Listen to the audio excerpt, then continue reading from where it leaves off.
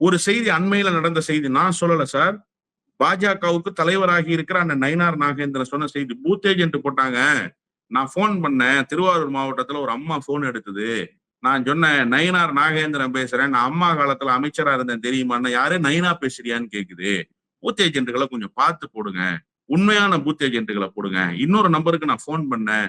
பாஜக மாநில தலைவர் பேசுறேன்னு சொன்னேன். அப்படியா, பேர் கொடுத்துருக்காங்க பூத் ஏஜென்ட்டுக்கு, நீங்க பூத் ஏஜென்ட் வேலையை கரெக்டா செய்யணும்னு சொன்னேன். நான் பேர் கொடுக்கல, நான் போட்டோ கடை கண்ணன் தான் என் பேரை கொடுத்துட்டான் போலன்னு சொல்றாருன்னு. இதெல்லாம் யார் சொன்னா?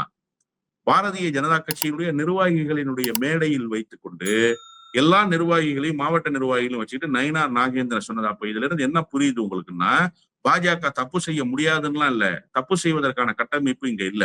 இங்க திமுக அண்ணா திமுகவுக்கு தான் பூத் வேலை செய்யறதுக்கு ஆட்கள் இருக்காங்க, தேர்தல் பணி செய்யறதுக்கு ஆட்கள் இருக்காங்க. வேற கட்சிகளுக்கு இங்க ஆள் இல்லை.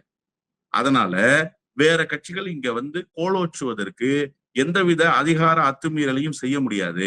அதிகார அத்துமீறலை செய்யறதுக்கு கூட ஒரு குறிப்பிட்ட கட்டமைப்பு தேவைப்படுது. அந்த கட்டமைப்பு இல்லைங்கிறது தான் யதார்த்தமான உண்மை. ஆச்சி கொழுக்கட்டை மாவு வந்தாச்சு. ஆச்சி கொழுக்கட்டை மாவிற்கு கொழுக்கட்டை அச்சை கேட்டு வாங்குங்கள்.